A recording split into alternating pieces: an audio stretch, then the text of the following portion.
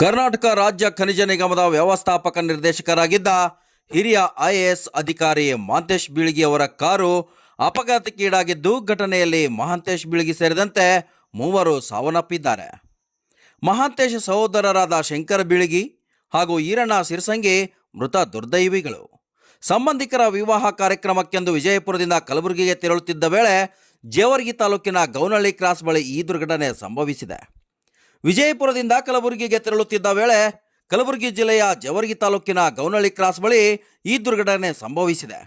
ಏಕಾಏಕಿ ಅಡ್ಡ ಬಂದ ನಾಯಿಯನ್ನು ಉಳಿಸಲು ಹೋಗಿ ಚಾಲಕನ ನಿಯಂತ್ರಣ ತಪ್ಪಿದ KA04 NC 7982 ಸಂಖ್ಯೆಯ ಇನೋವಾ ಕಾರು ಪಲ್ಟಿಯಾಗಿದೆ ಎಂದು ತಿಳಿದು ಬಂದಿದೆ. 1974ರ ಮಾರ್ಚ್ 27ರಂದು ಜನಿಸಿದ ಮಹಾಂತೇಶ್ ಬೀಳಗಿ ಅವರು 2012ರ ಕರ್ನಾಟಕ ಕೇಡರ್ನ IAS ಅಧಿಕಾರಿಯಾಗಿದ್ದು, ಪ್ರಸ್ತುತ ಅವರು ಕರ್ನಾಟಕ ರಾಜ್ಯ ಖನಿಜ ನಿಗಮದ ವ್ಯವಸ್ಥಾಪಕ ನಿರ್ದೇಶಕರಾಗಿದ್ದರು. ಮಹಾಂತೇಶ್ ಬೀಳಗಿ ಅವರು ಬೆಸ್ಕಾಂ MD ಸಹ ಆಗಿದ್ದರು.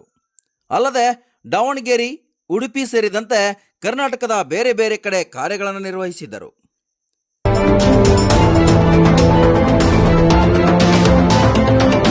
ವಜ್ರಾಕ್ಷ ನ್ಯೂಸ್, ಇದು ಸತ್ಯದ ಬೆಳಕು.